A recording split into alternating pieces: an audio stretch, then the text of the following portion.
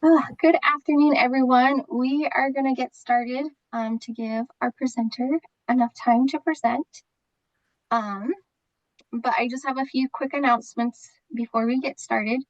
First, thank you so much for being here and joining us. And our first announcement is if you need closed captioning, please turn those on. And then I'm going to drop a bit.ly or a poll in the link in the chat. If you just please fill that out for us. This is just a demographic survey, and this is just to help us continue to have funding to provide the services we have here at the Utah Parent Center. Nothing will be shared, and it's all like generalized, and so no personal information will be shared or stuff like that. So thank you if you can do that. And I am going to turn the time over to Laura Bloom, who is going to present to us and help us learn tips and techniques for ASL. Perfect. Thank you so much. Just to let you know, I can only see my slides. I can't see you. So they're going to help if you have questions and stuff. But I feel bad because I'm just looking at my PowerPoint. But this presentation is maximizing language acquisition with ASL rhymes, rhythm, and repetition. And I'm a sign language interpreter. I'm nationally certified. I grew up with deaf friends. I attended a mainstream school near Gallaudet University. And so ever since I was 11, I've been surrounded by sign language and just have been really fascinated by this language. I have a degree in early childhood education. And a few years ago, I love interpreting, but it's constantly me conveying other people's ideas and thoughts. And I thought, well, maybe I should go back to school and do deaf education. Like I still want to do things with sign language, but I want to be able to contribute more of my own thoughts and my own ideas. And so I started looking into that. And for some reason, the topic of how deaf children acquire language really fascinated me.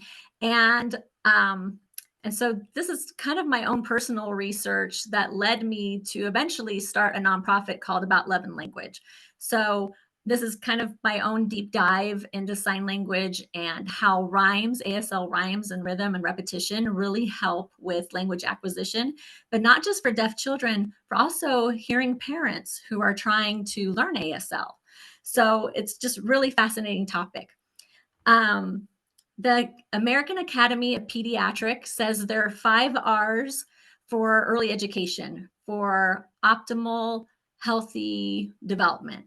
And so I really wanted to find ASL rhyming resources to cover these 5 things. The first one is have a relationship. The second one is rhyme and play and cuddle with your child every day. Develop routines, particularly around meals, sleep, and family fun. Reward your child and praise for successes and build self-esteem. And then read together every day with your child. So the resources that I'm going to share with you today and the tips are going to, hopefully you'll be able to see where they apply to these 5 areas. This quote is by Laura Ann Petito, and she's a neuroscientist who was studying how the brain processes visual information.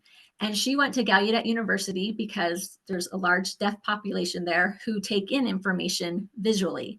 And so she was doing her study there. And what she found was that it didn't matter if the modality was spoken or signed, that the brain responded the same way in its search for phonological patterning. And phonological, I was like, what is that? I know what like phonics is. And phonological or phenomes or those phonics are really the smallest building blocks of language. So when we think about building literacy skills or language skills, I wanted to know, like, what are those smallest little building blocks that build language and build literacy? And she found it doesn't matter if these little building blocks come in through the ear or come in through the eye, the brain processes it the same way. And that's super important because we know that 0 to 5 is when the brain is mapping the brain for language and for other functions. And so if you are giving them these little building blocks, it's mapping the brain. And so for sound, they're phonemes. For visual input, sign language, these little building blocks are called sign parameters. Unfortunately, a linguist named Dr. Leala Holcomb, she recognized that this phonological play, these rhymes that are inherently language specific. So that means deaf children cannot fully access or benefit from spoken rhymes. And typically, hearing children are inundated with rhymes. We have songs and nursery rhymes and books, and everything is kind of centered around this phonological play. And even when we sign it, because rhymes are language specific, that rhyme and rhythm and repetition get lost in translation. So she's saying deaf children aren't benefiting, even if we sign these, books or songs, that they're not rhyming. Deaf children aren't getting the same benefit. So here's an example of how phonology is language specific. This is pretty typical that to learn the alphabet, they teach phonics as A for apple, B for ball, C for cat. But when you sign it, you're doing A for apple, but you're taking an X to make the sign. B for ball, but you're using a C, right? C for cat, but you're using an F. So that's just an example of this disconnect. And so Leala Holcomb was stressing we need to have better resources that are ASL, that are visual, the ASL rhymes and rhythms when we're teaching deaf children, when we're interacting with deaf children. So I don't know how many of you are familiar with rhymes in sign language, but I'll explain how you can do that. In English, we think of a rhyme as a repetitive pattern of sound. So the cat sat on the mat. That repetitive at sound repeats. For a visual rhyme in sign language, it's a repetitive pattern of a sign parameter. And so in our example, this is a picture of a curious kitten. We're using this hand shape, and curious is at your throat, and then kitten uses that same hand shape, but it's just in a different location. So that's a visual repetition of a pattern. So here's a quote by Dr. Leala Holcomb, who says, rhymes and rhythms that are centered on deaf ways of learning are necessary if we want deaf children to have the same benefits of being surrounded by rhymes, rhythm, and repetition. So in sign language, there are every sign has 5 parameters. The first one is a hand shape. And so for these 3 words, 9 curious kittens, the hand shape is this. There's a palm orientation. So you can see for the sign 9, the palm's facing out. Curious, it's facing the body. And then kittens, it's off to the side. For every sign, there's a movement. 9, it's just still. Curious, it kind of circles. And then kittens, you're pulling the whiskers. There's also a specific location. For 9, it's just here off to the side. Curious is at the throat, and kittens is at the cheeks. And then there's also a facial expression or non-manual cues. So 9, you just say 9. Curious, you kind of bring your eyebrows up like that's curious. And then kittens, usually people smile because kittens are cute, I think. So those are the 5 parameters. Are there any questions? Is this pretty familiar? Okay. There are no questions in the chat. No questions. Okay. So taking that example before, that it used to be a apple to teach the phonics, here we have a deaf-centered visual way to teach the letters using A for ape, having that hand shape repeat. B for blue, C for cookie. And so this isn't teaching the sounds, this is teaching the sign parameter, the phonic in sign language. So here we're going to practice for the signs, one, summer, and mouse. I want you to sign that if you know the signs. What is the parameter that's being repeated? If you sign one, summer, mouse. Hand shape. Yes, thank you. What about this one? We've got potato, pumpkin, and grapes.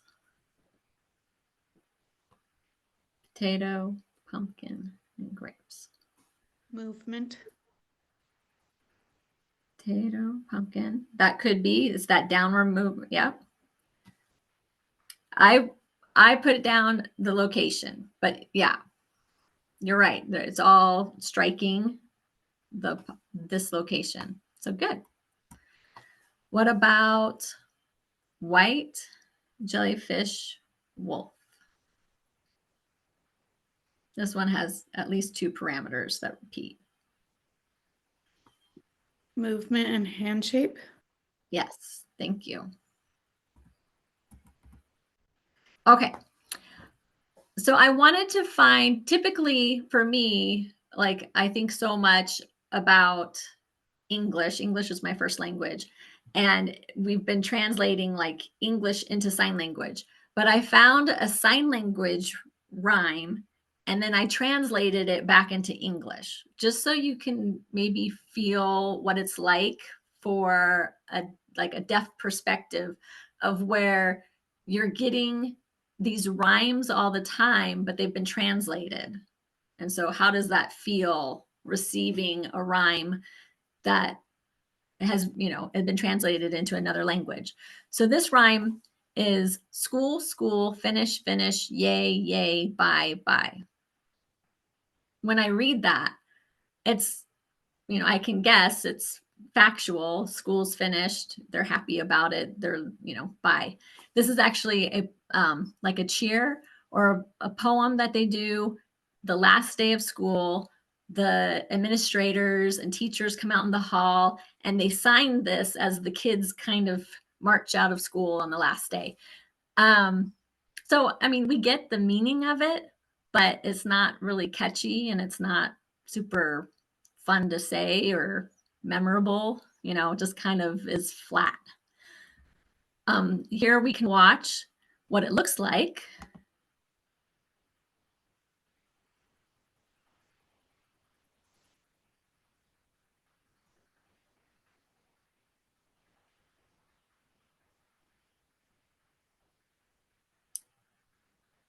And you can see they're kind of mouthing it. School, school, finish, finish, bye, bye, or yay, yay, bye, bye.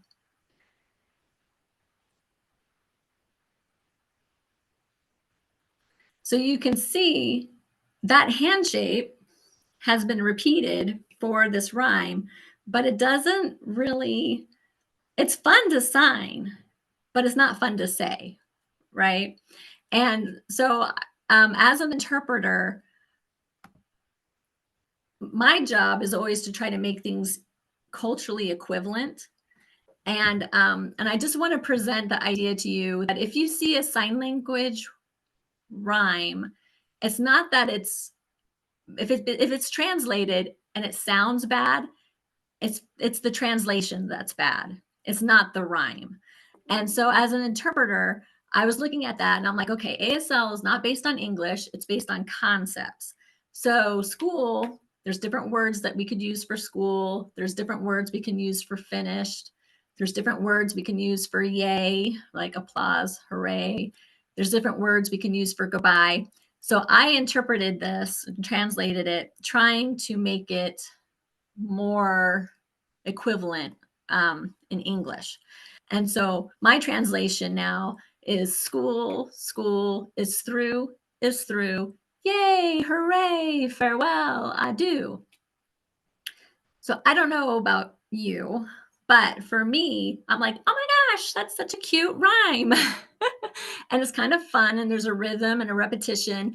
And I want to stress that the sign language has not changed. So even though now it sounds better, the value of that rhyme is what it has always been. It's repetitive, it's fun, it has that repeat and hand shape. The brain is like, being stimulated that it's a rhyme, that it's that phonemic play.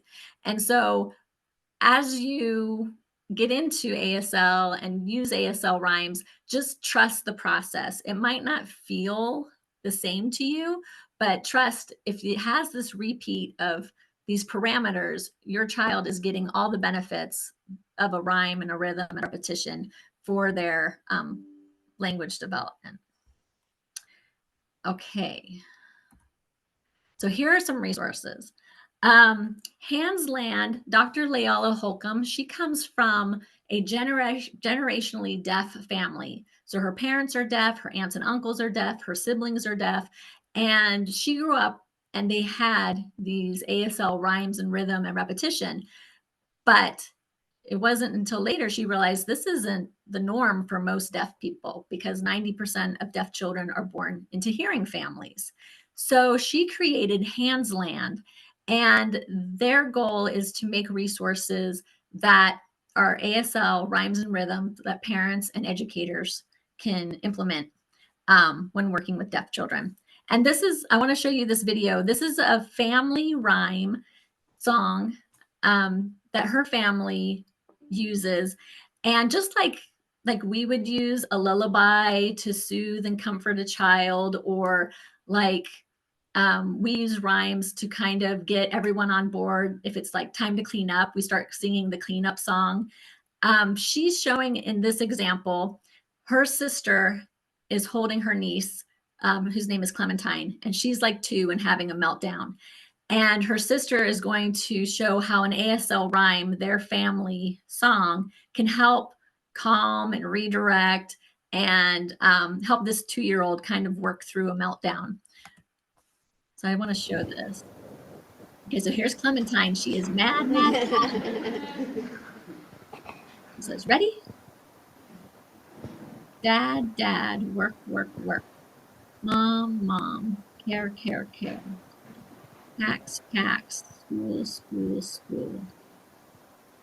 Theo, Theo, play, play, play. Clementine, Clementine, grow, grow, grow.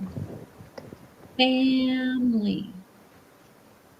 Okay, your turn, Clementine.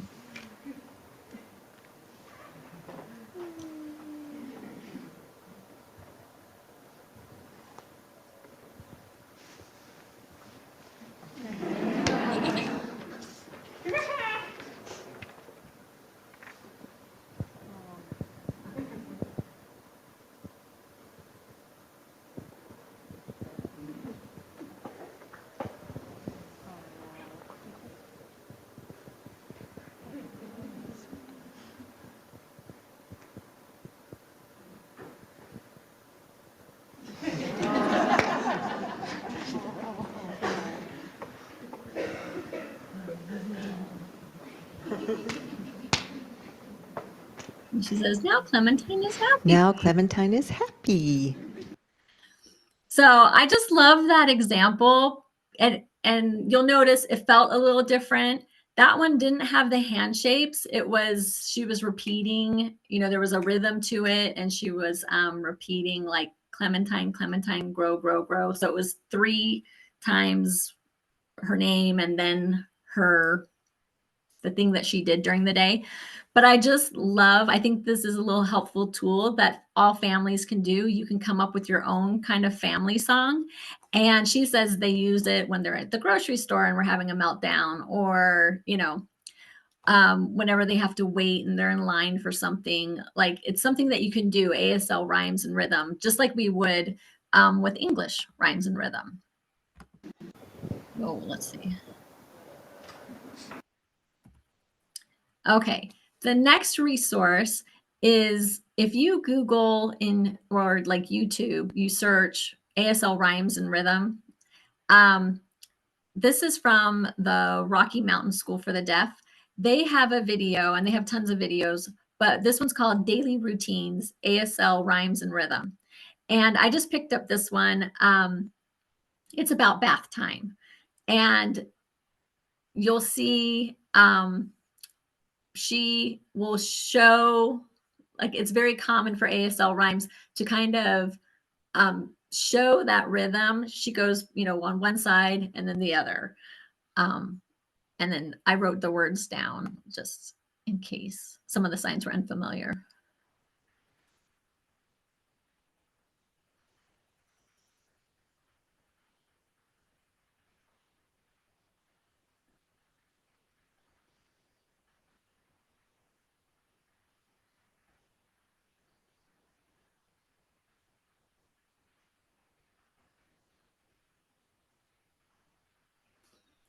And I really love that one. That's another thing, these rhymes, if that's like too long for you, then you can simplify it and modify it to your own family. You could be like, it's bath time. We need the water to, like, I love that it shows the filling up and then the water draining. But you can make them, start simple and then add more to the rhyme. And, but these are examples of ASL rhymes that go along with daily routines. Okay. The next, the last R was reading together. And this quote is from Dr. Hutton, and he's a researcher at the Cincinnati Children's Hospital. He says that book sharing, it really does have a very important role to play in building brain networks. As every parent who's read a bedtime story knows, this brain building is all happening in the context of FaceTime, skin-to-skin contact, hard to quantify, but essential mix of security and comfort and ritual. It's what makes the toddler demand the same story over and over again that allows snuggling, bonding moments. Another doctor, Barry Zuckerman, he says, book sharing is a poignant time, short of breastfeeding. I can't think of anything else in the first couple of years of life that is as special as book sharing. And this is what really caught my attention, because ASL is not a written language. And so there weren't resources like there are books, but it's usually like mealtime, and it just kind of gives you different vocabulary, but they don't rhyme in sign language, and it's not like a story. And so that became kind of my passion project. Was I wanted to create a resource that parents could share that rhyme in sign language. So this is one of our first books, and it's called Sweet Baby. And the whole story just uses this one hand shape. It modifies it. So, for example, mom dresses baby and dad cooks. And we hired deaf artists to illustrate each book. And so the mom in the picture, that's actually the artist. Her name's Amanda.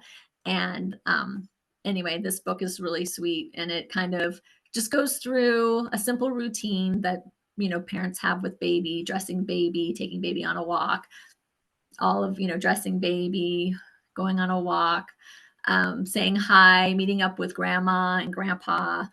So anyway, another book in our series is called Colorful Ocean.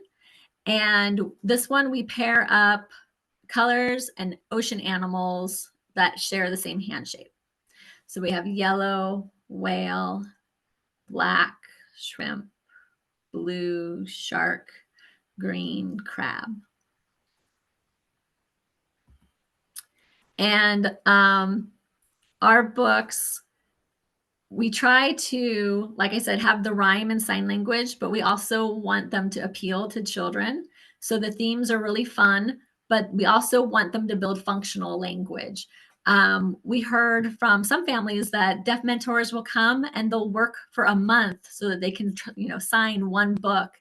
And one mom was like, I worked so hard for a month, and a book was about a rock that couldn't roll, and it was like, it was a cute book, but like it did not help us with everyday language.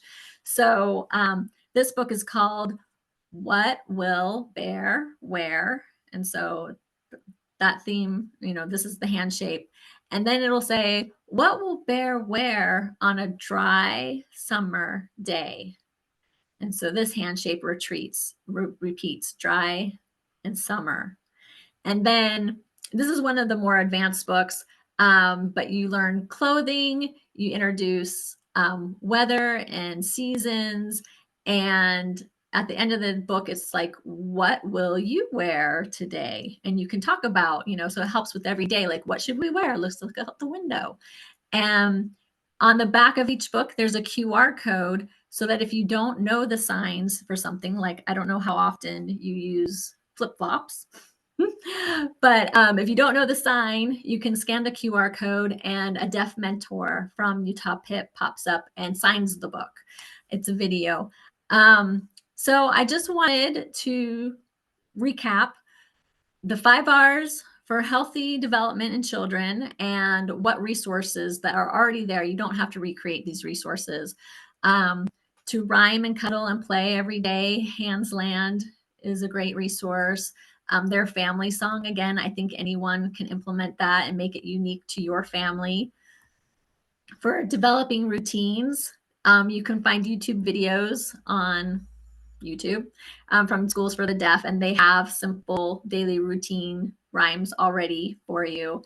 And then reading together, there's the Simple to Sign books that they start out very simple with just 2 words, 2 signs together, and then the intermediate set gets more challenging, just in that there's more words, but they do have rhyming elements still, and they are themes that help also, not just with daily interaction, but help get kids ready for school. Okay, so are there any questions? There is a question in the chat that just popped up. Do you have a list of all those books?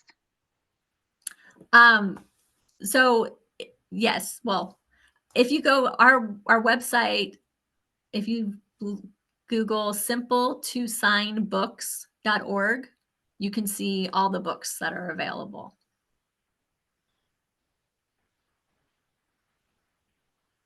And you also have an Instagram page, right? That if they wanted to look you guys up, they could too that way. Yes, and our Instagram handle is Rhymes When Signed.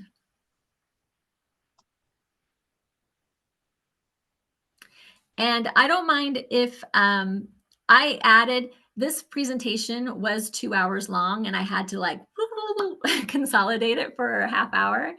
But at the end, I have a lot of the research if you wanted to get more into the research about ASL rhymes and how they can actually help with learning English, because having a foundation in any language is more important, this is what this research is saying, than the modality. And this specific research, they looked at students that were deaf, and they compared and found a connection that the stronger readers had stronger ASL phonetic foundation, and those who struggled to read didn't have as strong a foundation in ASL, an ASL phonological foundation.